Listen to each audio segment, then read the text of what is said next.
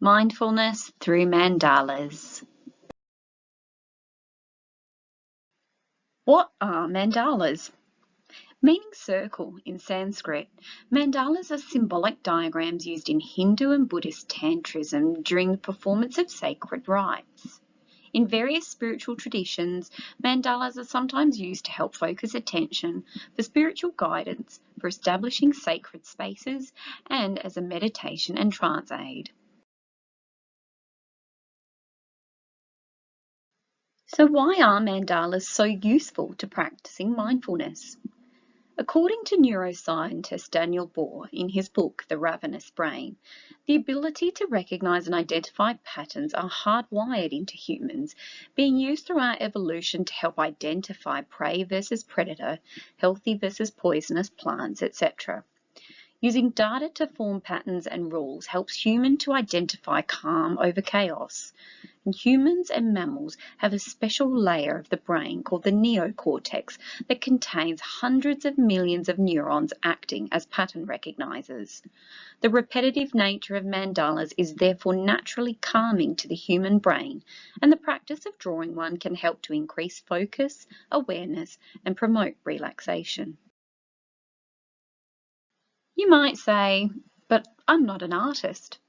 I've got no idea how to draw a mandala. That looks too hard. But if you know how to draw basic shapes or lines or dots, then you can easily draw a mandala. You don't have to draw it all in one go. Some of my mandalas have been done over the course of 8 hours across several settings.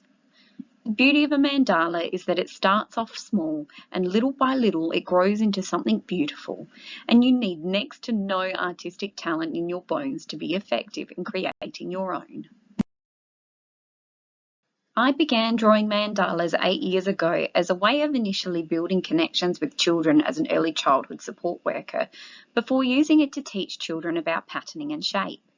Here are just a few examples of the mandalas I've drawn for Stress Relief over the past 8 years, many of which were done during COVID lockdowns. Let's begin by practicing first.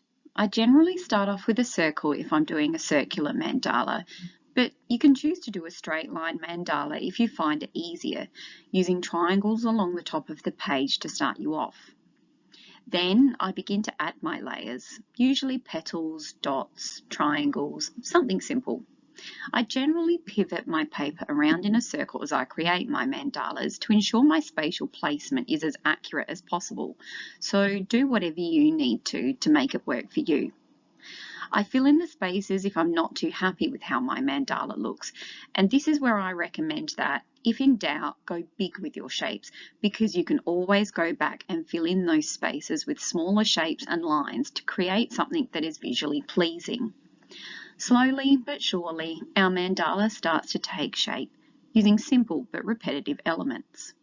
Don't forget triangles, circles, teardrops, swirls, petal shapes. These are just some of the elements that you can use to fill in your spaces, and you can even vary the patterning in these shapes if you choose to, like I have with the triangles. And now it's your turn.